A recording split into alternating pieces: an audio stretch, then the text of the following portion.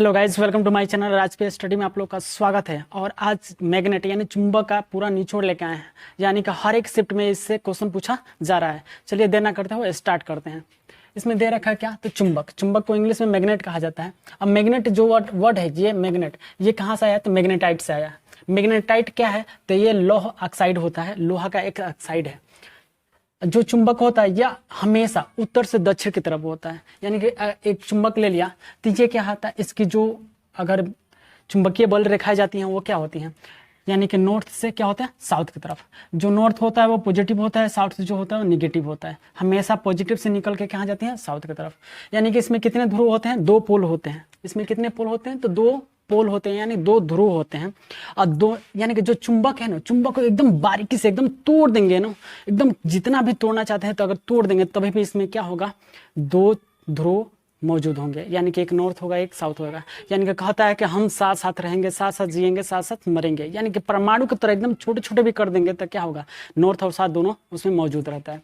चलिए अब क्या होता है, इसकी चुंबक की जो शक्ति होती है वो एम्पियर मीटर में होता है। समान अगर चुंबक के दो समान ध्रुव हैं तो क्या करेंगे, हमेशा प्रतिकर्षण या विकर्षण करेंगे। यानी कि समान जो ध्रुव होगा क्या होगा, प्रतिकर्षण या विकर्षण करते हैं। असमान ध्रुव क्या करते हैं, आकर्षण करते हैं। यानी कि एक पॉजिटिव होगा एक निगेटिव होगा तो एक दूसरे को पास में आएंगे, माने आकर्षण करेगा। और जब सेम ध्रुव होगा यानी कि दोनों पॉजिटिव होगा तो एक दूसरे को प्रतिकर्षण करेगा, या दोनों निगेटिव होगा तो दोनों क्या करेगा, प्रतिकर्षण करेगा या विकर्षण करेगा।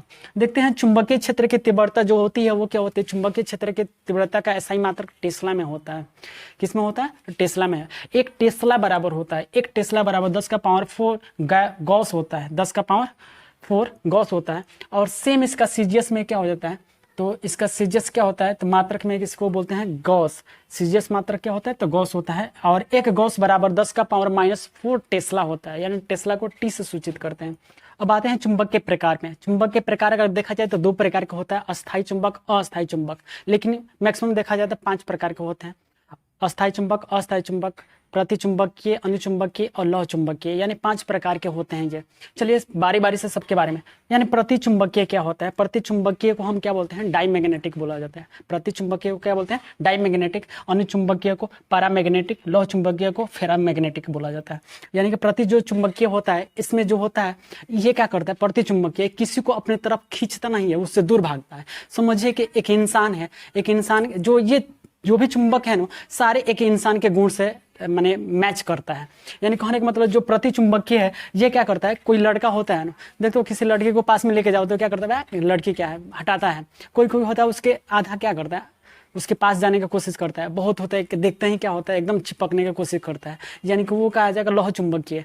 और जो होगा थोड़ा थोड़ा काम करेगा वो क्या होगा, अनुचुंबकीय। और जो एकदम निगलेक्ट करेगा यानी कि दूर करेगा वो क्या होगा, प्रतिचुंबकीय। प्रतिचुंबकीय क्या होता है, विकर्षण करता है, यानी प्रतिकर्षण दूर भगाता है, हटाता है। ठीक है, जिसमें हो जाएगा सोना, चांदी, वायु, क्लोरीन और नमक, ETC ये क्या है, तो हमारे प्रतिचुंबकीय के उदाहरण है।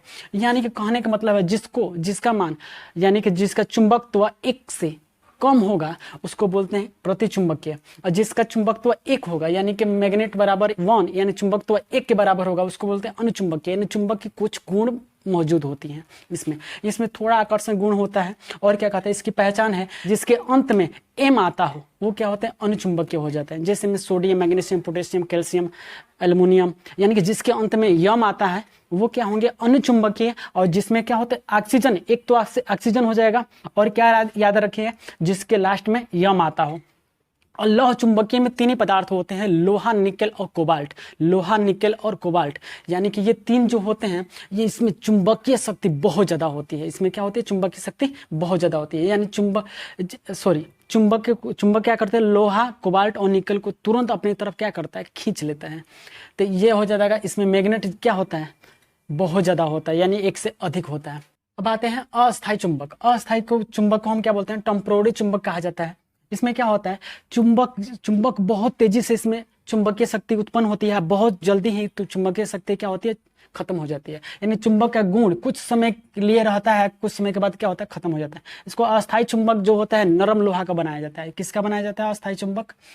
अस्थायी चुंबक किसका बनाया जाता है, तो नरम लोहा का। जैसे में विद्युत मोटर, जनरेटर में इसका उपयोग किसमें किया जाता है, अस्थायी चुंबक का इस्तेमाल मोटर में, जनित्र में किया जाता है। इसकी धारण क्षमता क्या होती है, अधिक होती है, यानी कि तुरंत ही क्या हो जाएगा, इसमें चुंबकीय शक्ति उत्पन्न हो जाएगी, तुरंत ही क्या हो जाएगा, चुंबकीय शक्ति क्षीण हो जाएगी, यानी खत्म हो जाएगा। अब अस्थाई, अस्थाई चुंबक को क्या बोलते हैं, परमानेंट, परमानेंट मैग्नेट बोला जाता है। चुंबक का गुण इसमें हमेशा रहता है, यानी कि ये धीरे धीरे मैग्नेट क्या होता है, मैग्नेट के रूप में धीरे धीरे चुंबकीय शक्ति इसकी क्या होती है, बढ़ती है, और धीरे धीरे एकदम स्लो ही क्या होता है, इसकी चुंबकीय शक्ति क्षीण होती है। यानी कि यह अस्थायी चुंबक ही चुंबक होता है। ये किसका बना होता है, तो इस्पात का बना होता है, जैसे में इस्पात, स्टील और फौलाद, ठीक है। इसकी धारण क्षमता क्या होती है, कम होती है, माने धीरे धीरे क्या होता है, मैग्नेट के रूप में परिवर्तित हो जाता है।